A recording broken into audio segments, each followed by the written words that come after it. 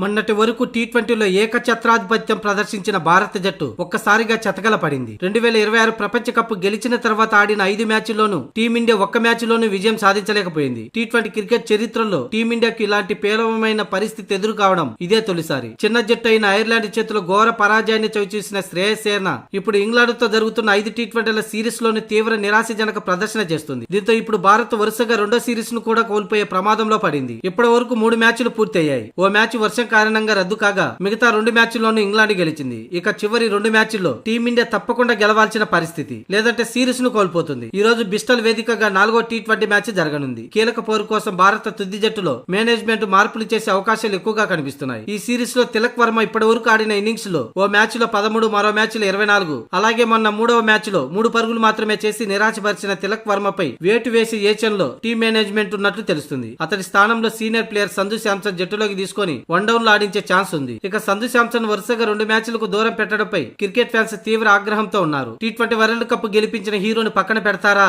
Team మొత్తం form కోల్పోయిందని ఒక సంజునే పక్కకు తీస్తారా అంటూ మండిపడుతుంది. ఈ నేపథ్యంలో అతడికి 4వ టీ20లో చోటు దక్కనుంది. ఇక రెండో టీ20 మ్యాచ్ ద్వారా అంతర్జాతీయ క్రికెట్ లోకి అరంగేట్రం చేసిన 15 ఏళ్ల కుర్రాడు వైభవ్ సూర్యవంశిపై టీం మేనేజ్మెంట్ తో పాటు అభిమానులు భారీ ఆశలు పెట్టుకున్నారు. కానీ అతడు బ్యాట్ నుంచి ఆశించిన స్థాయిలో మెరుపులు రాలేదు. ఆడిన 2 మ్యాచ్ల్లో కలిపి కేవలం 27 రన్స్ మాత్రమే చేసి నిరాశపరిచాడు. అయినప్పటికీ ఓపెనర్ గా వచ్చిన వైభవ్ కు 4వ టీ20లో మరో అవకాశం ఇచ్చే ఛాన్స్ ఉంది. ఇక మరోవైపు తొలి 2 మ్యాచ్ల్లో అద్భుతంగా రాణించిన ఓపెనర్ అభిషేక్ శర్మ నుంచి మరో భారీ ఇన్నింగ్స్ రావాలని జట్టు యాజమాన్యం కోరుకుంటుంది. ఇక కేవలం బ్యాటింగ్ వైఫల్యమే కాదు, బౌలింగ్ విభాగంలోనూ టీమిండియా చాలా మెరుగుపడాల్సిన అవసరం ఉంది. ముఖ్యంగా మిస్టర్ స్పిన్నర్ వరుణ్ చక్రవర్తి ఈ సిరీస్ లో పూర్తిగా విఫలమయ్యాడు. అతడు ఇప్పటి వరకు 7 ఓవర్లు వేసి 1 వికెట్ పడగొట్టాడు. మరోవైపు 3వ టీ20లో ఆల్రౌండర్ అక్షర్ పటేల్ 4 ఓవర్లలో 1 వికెట్ తీసుకుని 49 రన్స్ సమర్పించుకున్నాడు. వీరితో పాటు ప్రధాన పేసర్లు హర్షదీప్ సింగ్, హర్షత్ రాణా కూడా డెత్ ఓవర్లలో దారుణంగా పరుగులు సమర్పించుకున్నారు. బౌలర్లు దీనిపై శ్రద్ధ పెట్టి 4వ టీ20లో గాడిన పడాల్సిన అవసరం ఉంది. ఇకపోతే టీమిండియాకు కాస్త ఊరటనిచ్చే వార్త ఏంటంటే